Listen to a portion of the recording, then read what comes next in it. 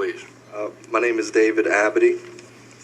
I've been a lifelong resident of Metairie, and I have some specific concerns I would like to discuss.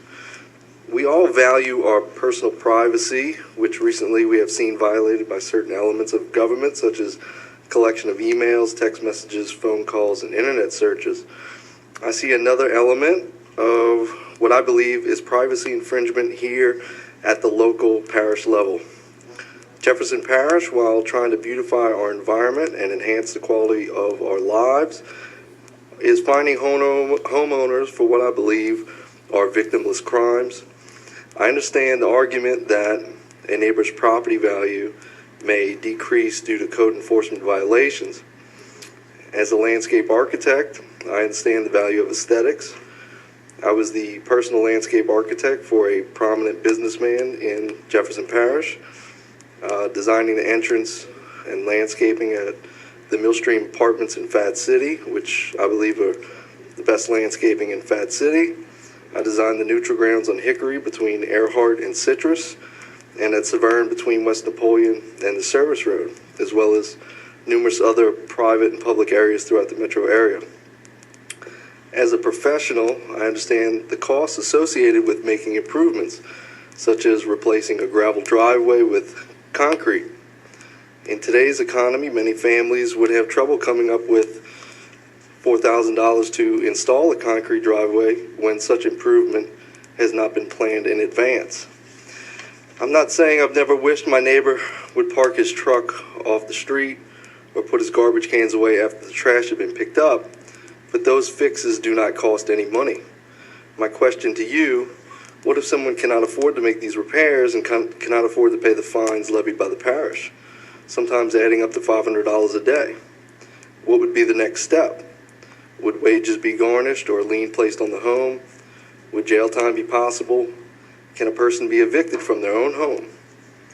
We've all heard the phrase, keeping up with the Joneses. The majority of projects I design are over $10,000 in cost. These clients do not need the force of government to enhance their property. They do it on their own. These people, though, have the means to make these improvements.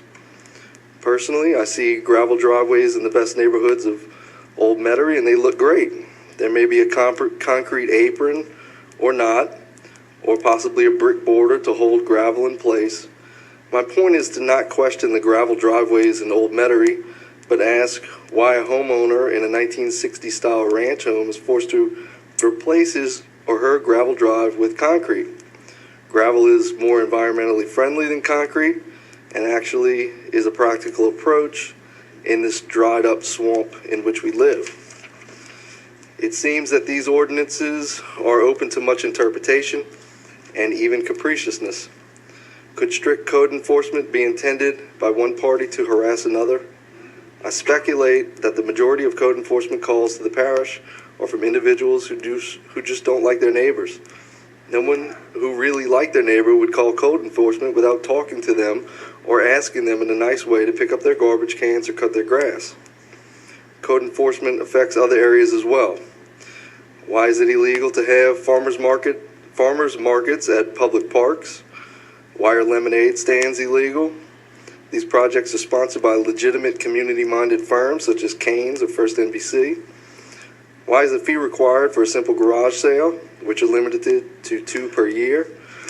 And if my children wanted to set up a small produce stand in front of my house to sell vegetables they grew over the summer in our own backyard, why is that illegal?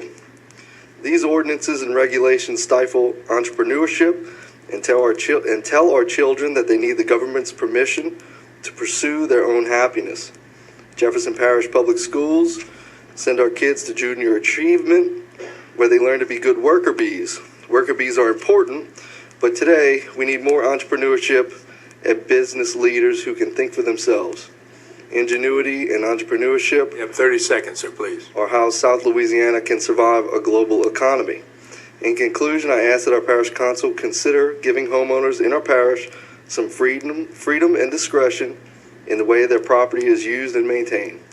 I ask that you consider relaxation of regulations that hinder simple freedoms most of you enjoyed as children, such as operating a lemonade stand or garage sale or produce stand. We have far too many regulations and interference from government entities at all levels, and unfortunately, these are multiplying daily. I thank you for hearing me, and I hope that this message encourages you to consider some alternatives to our current code enforcement. Thank you. Thank you, sir. Okay, Ms. Eula, ordinance